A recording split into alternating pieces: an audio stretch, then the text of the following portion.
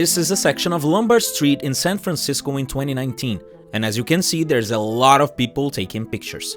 Featured in many films and even games, this place has always been a touristic place in the city, and this is because it's an Instagrammable destination. And this is not exclusive to San Francisco, as it can happen to anyone traveling to any tourist destination these days. This phenomenon is what we call the Instagram effect. The perfect world of social networks, especially Instagram, has had a direct impact on what is called Instagrammable tourism around the world, something that often ends in overcrowding of touristic sites, in addition to generating behaviors and fads that ruin the experience for everyone involved. But what's behind the term Instagrammable? How can a social network define the most popular destinations? And why does this effect end up generating disappointment, frustration, and stress?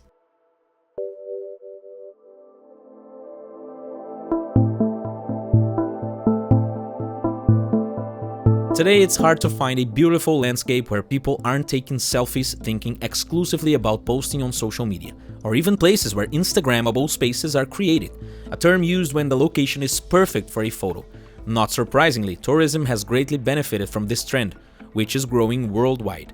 Tourist destinations, restaurants, and hotels have adapted their environments and routines to become more attractive to Instagram users, who increasingly seek visually impactful destinations. Digital influencers, in particular, are the ones who contribute the most to this phenomenon's repetition. It's not hard to understand why. They are the explorers of this generation, who after seeing a post from one of the so-called influencers, go hunting for the perfect and Instagrammable scenes, crowding places that were once little known or definitely unpopular. One of the results of this fever is that today more people die from taking a selfie than from shark attacks, and there's no shortage of articles to prove it. The Wanaka region in New Zealand is an example of how Instagram can boost a location as a tourist destination.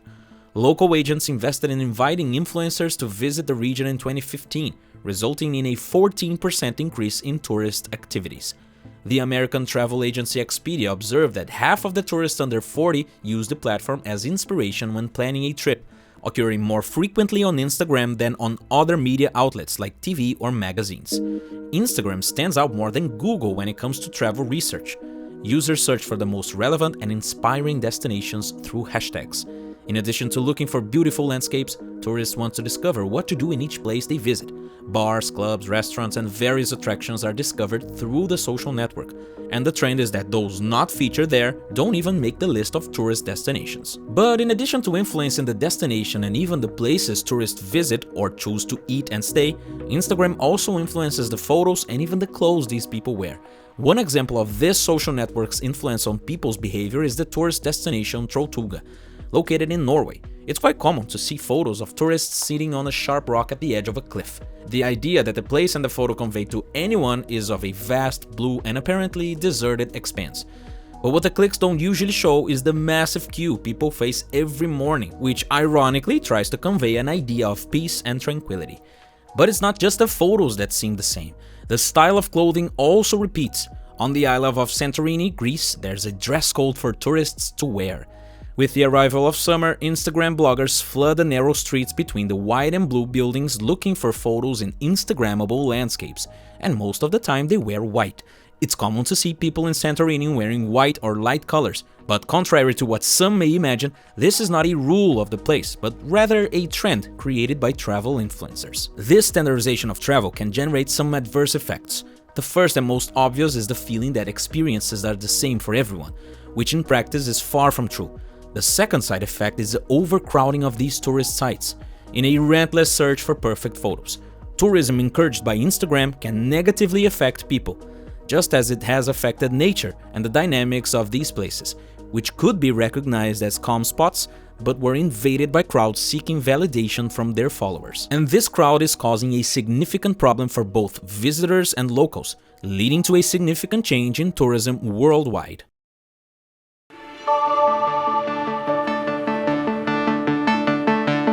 In many regions of the world, tourism plays the role of a fundamental economic activity.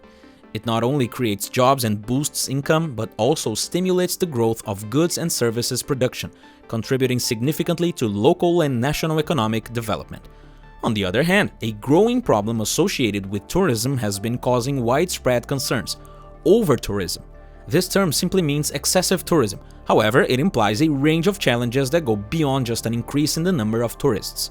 The effect just means excessive behaviors that visitors might exhibit while exploring specific destinations. According to a report, overtourism is the overall impact of tourism on a destination or part of it that excessively influences negatively the perception of quality of life of local citizens and even the quality of the visitor's own experiences.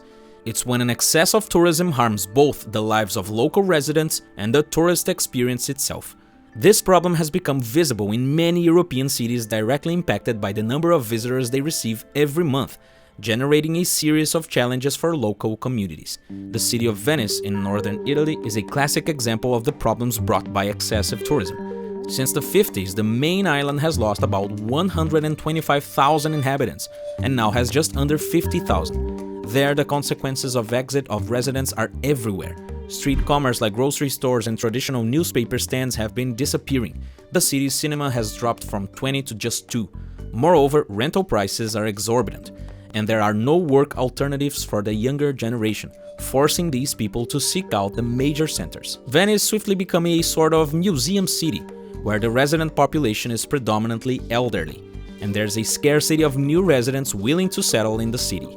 Unless significant actions are taken, estimates suggest that by 2030, the city will no longer have permanent residents and will definitely be overtaken by tourists. Besides affecting the dynamics of cities and the lives of fixed residents, overtourism is also a problem for nature, especially in places of great environmental and scenic value. The government of Thailand had to take drastic measures to prevent nature from collapsing due to unbridled tourism there. One of the country's most famous islands, Maya Bay, known for the 2000s movie The Beach, starring Leonardo DiCaprio, was completely closed to tourists for 2 years to try to recover the damage caused to the environment, mainly to the region's coral reefs, which were virtually decimated. About 5,000 tourists were received daily on the island, which became a true Instagram fever among influencers and various people, for its paradisiacal landscape and mainly for the popularity of the movie. But the relentless search for Instagrammable places and visiting places that can often be overrated, whether by the number of people or by exaggerated advertising, can lead to traveler frustration. The fact is that on Instagram, all destinations seem perfect and unique, but appearances usually deceive. So, what's the real price of this?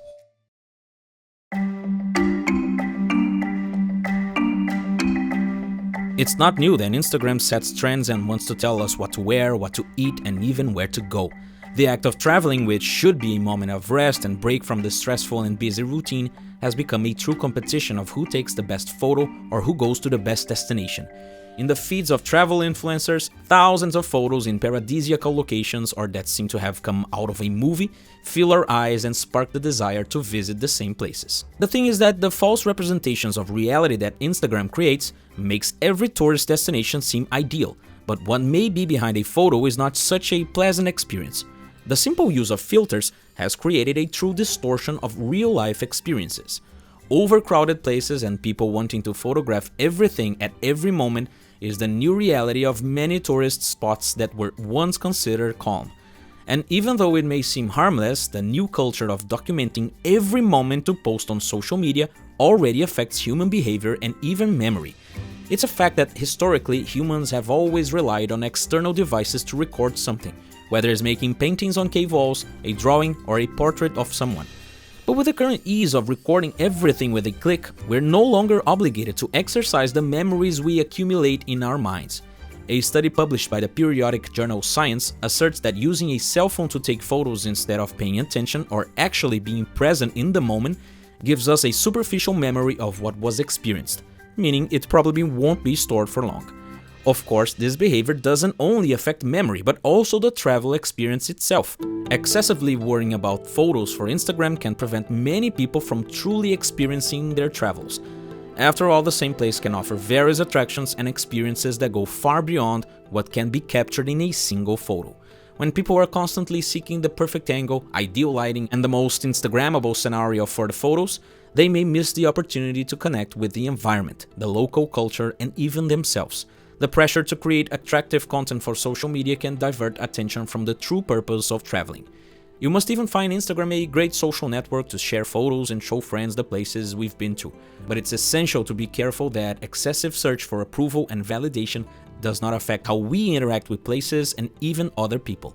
At the Colosseum in Rome, one of the world's most famous tourist attractions, with immeasurable historic value and considered a UNESCO World Heritage Site, a tourist thought it would be a good idea to carve his name into one of the walls of the millennia-old monument while recording for social media. After it made headlines, he said he didn't know the historical value of the site.